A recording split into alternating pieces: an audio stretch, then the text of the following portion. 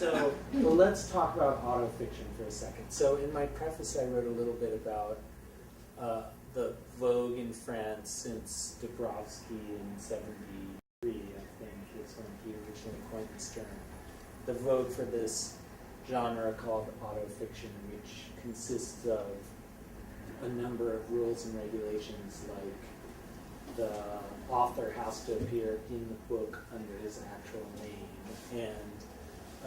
and you have to have total fealty to historical accuracy. And then above and beyond that, you can sort of invent what you want to invent in terms of scene making, I think, and the language and so on. It's become this term that's, I think, outlived the genre itself in some ways and begins to be applied to things that don't actually fall under its rubric. And in the sort of reality hunger moment in the US, there's sort of some superficial attraction to this name, autofiction. But at the same time, I think what now appears to be autofiction in French literature has become tired. So the term is no longer as valid as it once was. And when I read this book, recognizing that there was,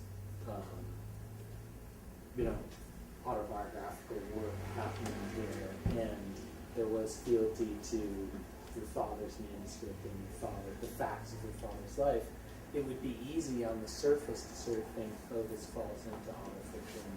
But I also totally resisted that, and it seems completely different from it.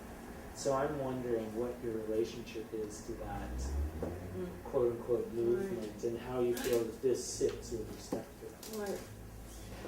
The way you use autofiction in your preface, I accept it because you immediately link it to this question of language and linguistic traces, which is the way Dabrowski defined it actually.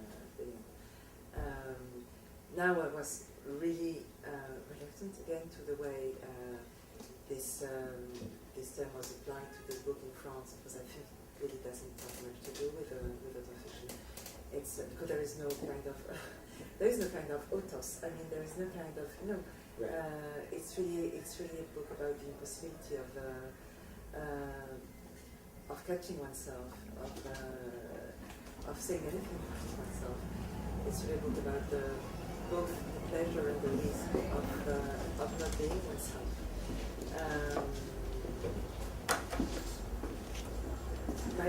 The question wasn't to be faithful to facts, which anyway were completely mixed up with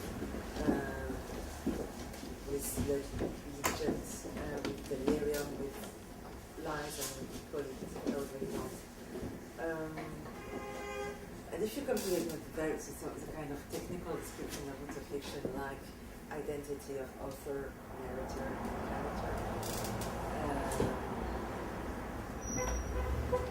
As I said, I really don't appear in this book, or I didn't come to it. My father's name is just pronounced once, but as a common name, as the name of another sort of semi-fictive character was called Napoleon de Gwaenelle, who was explorator of the Canadian North, and who was actually homonymous with my father. It was called Gwaenelle Aubry.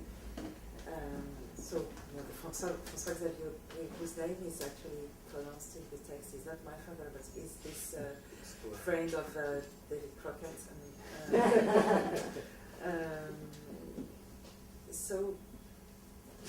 And also there's, but I mean, this is quite interesting about French literary field. I mean, as soon as you write a novel on the first person, as soon as you use the I, people think that you're just speaking of yourself, which is quite strange, and actually I think quite eloquent about.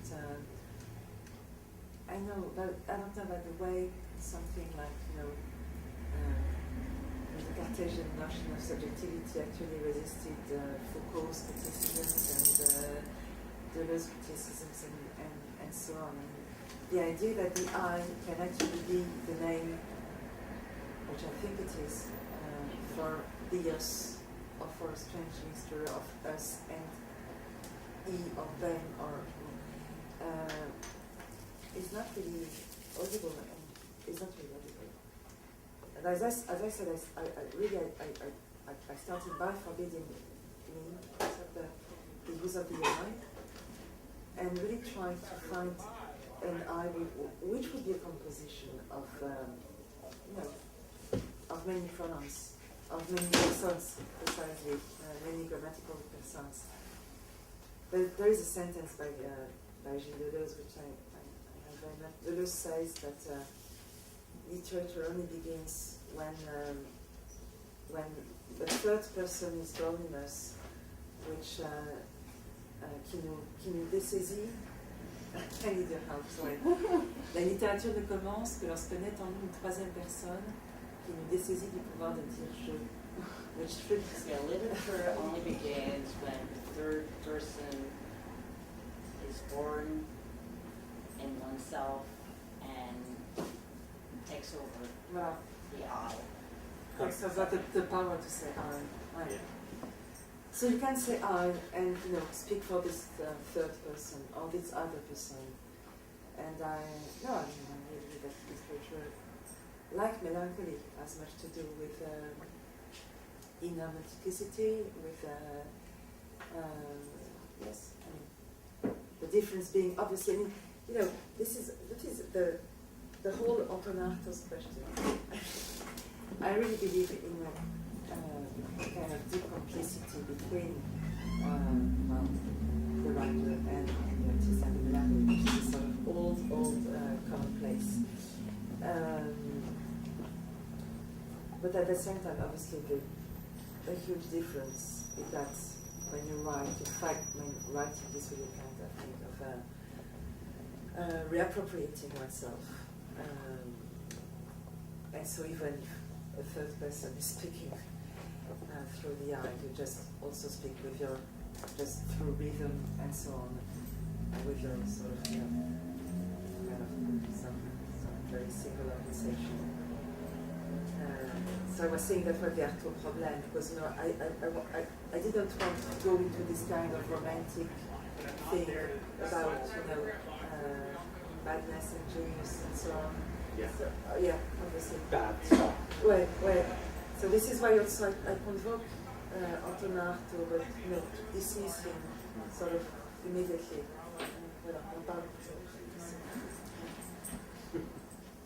Yeah, I mean, agreed. That's a real problem you don't want to get into. Well, are there any questions from the field so far? Yes. Can I ask you who translated it? She's called Trista Sebus, and she's English. She's a Because she was not mentioned. She's here on the title page. Okay. But an important question, actually, that raised an important question for me, which is, why is this the English title of this book? Right. Person was not, traduisible. C'est meilleur. Just have it in French. Persona. Il en a été question en fait. The persona that you lose, the person in front, it was the name of identity and of sense. Yeah, but no one loses that identity. No one loses that, but then you have the idea both of, of the, inner multiplicity and of nobody. I mean, nobody is fine, but it's the person part of Poisson that I feel grief about in this translation. It's a less thoroughly complicated title than the original, and as such, to me, it resembles a kind of compromise that I think exists. Moi j'aimais bien ça. J'étais assez convaincue. Yeah. I mean, the ambivalence of that But what person. English title would capture that? I don't think So there why is. translate it? I don't think there Why is. translate the title? Why not leave it? I Call think it the book. Poisson? Yeah. And nobody would get it. Nobody would get it. Nobody's Everyone gonna in this be room would present get yet. it. Is there anyone in this room who wouldn't get it? I mean, readers are smart. They understand when it's in a foreign language for a reason. You know? Not just say so that that Yeah, keeping French person book would just be read, like I think thought as titled French novel. It would just mean nothing except it's French. I mean, I had the same argument about the Chevillard novel last week with Emmanuel and the translator because Préhistoire is a beautiful, incredible title, and Prehistoric Times is a dumb, awkward title. So, I mean, I'm not trying to criticize, I'm probing at the decision-making process. Well, the problem again is that very often the titles are basically the decision of the publisher, and because American publishers, even the best ones, don't want to tell, obviously that they're actually trying to sell translated books. Yeah. They will, they want to have. What percentage of Americans do you think would understand the title Ghost? It doesn't matter if Yeah, they whatever. immediately understand. Yeah, It it's doesn't catchy, it could be. Yeah. That is the publisher. So at least that would be my attitude. You're not a publisher. No, but I get to the books that I care about ultimately regardless of what they're called. And then I wrestle with the titles in order to love the thoroughness of the art. I don't know, that's my feeling. Any other questions? Yes, in the back. Speaking to this idea about genres, your feeling or attitude toward it, do you have an attitude corresponding about the figure of the writer as opposed to the person who writes that career genre? Pardon me? The label of, Oh, do you know what I mean? wait. So you're asking about I mean, Wait, it's sort of the old chestnut of, what is an author? If you have some feelings about French versus English or just for yourself. I don't know whether on this one there is a difference between English and this is my first book translated into English, so I don't know that the author scene will be here in England.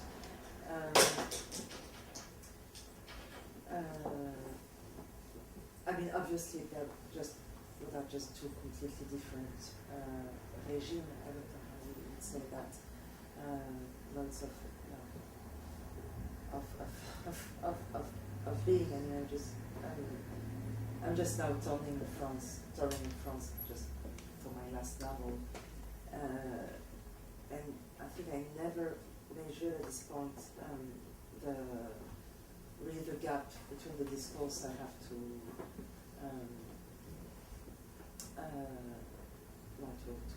have in it and what was in play and stake when I was writing it. It's just a huge gap between reality and reality, between I don't know, so it's just a huge gap.